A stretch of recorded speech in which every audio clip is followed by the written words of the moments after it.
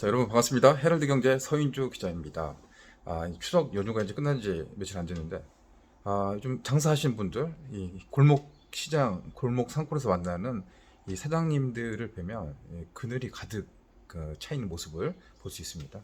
하나같이 장사가 안 된다라는 말씀을 많이 하십니다. 이 코로나19, 그때 사실 저도 이제 광주에서 매장들, 가게들 세 곳을 운영을 했었는데, 그때 굉장히 힘들었어요. 저는 이제 지방 대학교 앞에서 닭갈비 매장 그리고 그 떡볶이, 커피 파는 그런 이제 매장들 운영했었는데 좀 직격탄을 맞았습니다. 그때 되게 많이 힘들었어요. 매출이 저 같은 경우는 80% 가량 줄어들었고, 그때 이제 코로나 대출을 받았던 이 사장님들이 굉장히 많았습니다.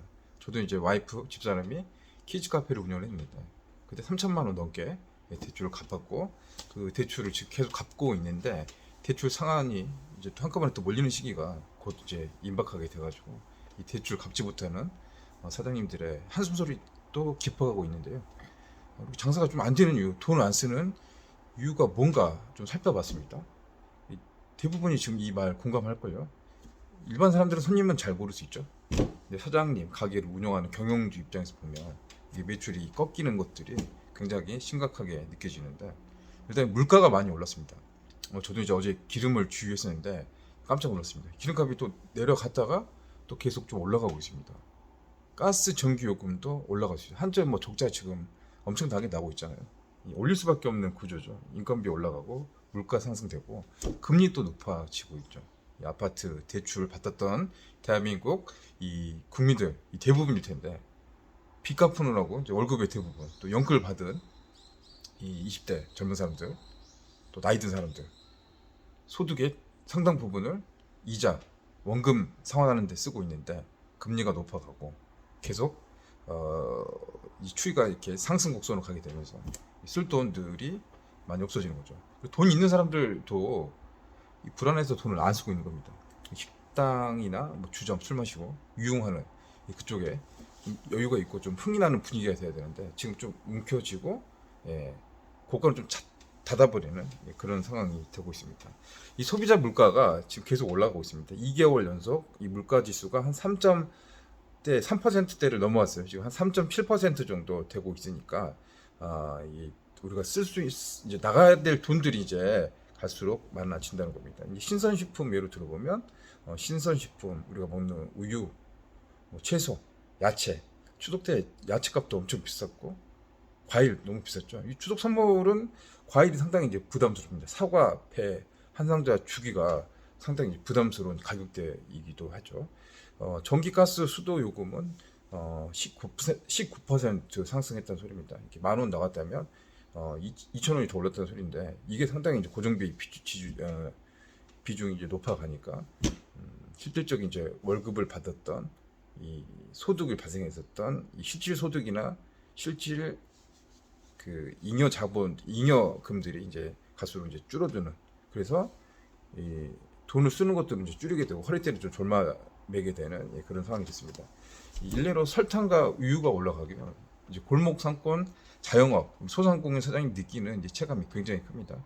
설탕, 뭐 빵집이나 제과 제빵에서 설탕 많이 쓰잖아요. 근데 가격이 차지하면은 단팥빵 하나 만들어 파는데 설탕, 밀가루 이런 것들 올라가니까 가격을 올릴 수밖에 없는 겁니다. 이 파리바게트 가보면 빵 하나, 빵 하나 요즘 뭐 1,500원 기본이죠. 예.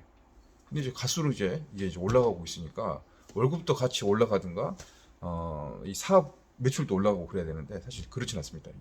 이 원가가 올라간다고 식당 설렁탕이라든가 뭐 짜장면 가격을 1,000원 올리면 손님은 더 많이 줄어들기 때문에 이게 참 어려운, 결국은 그 고뇌를 이제 사장님들이, 자영업 사장님들이 다 감수해야 되는 그런 구조였던 것 같아요.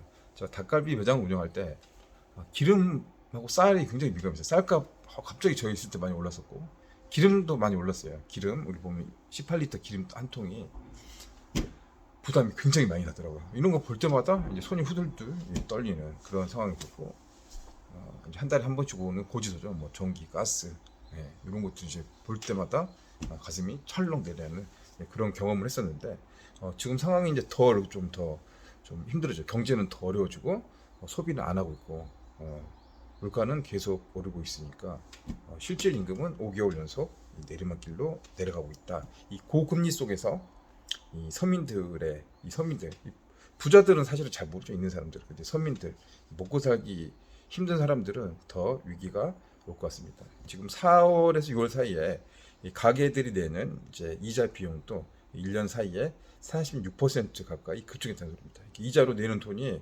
뭐 절반 가까이 이제 많아졌으니까 장을 보면 뭐 사실 이제 볼 게 없죠. 돈도 없고 장을 봐도 사실 물가가 올랐으니까 10,000원짜리 한 장으로 뭘 살 수 있는 그런 게 안 됐습니다. 그리고 금리는 계속 높아가고 있습니다.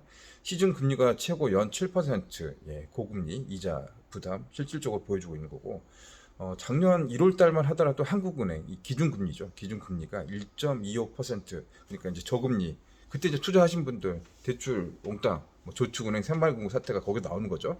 받아가지고 투자를 많이 했었는데 지금 이게 이제 부메랑이 되고 있습니다. 현재는 3.5%. 사실 3.5%도 그렇게 높은 기준금리는 아닌데 작년, 재작년 체감했을 때에 비하면 이게 3배, 4배 정도 오른 거죠.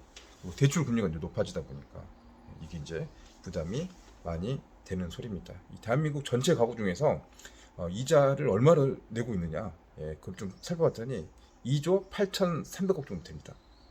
이게 대출하고 있는 데가 엄청 많다는 소리겠죠. 예. 자, 이거 오늘 이렇게 경제 상황 이렇게 좀 이렇게 뉴스 좀 보고 이렇게 하다 보니까 이게 장사가 잘 안 되는 이유 보니까 현재는 돈 쓸 여력이 없다.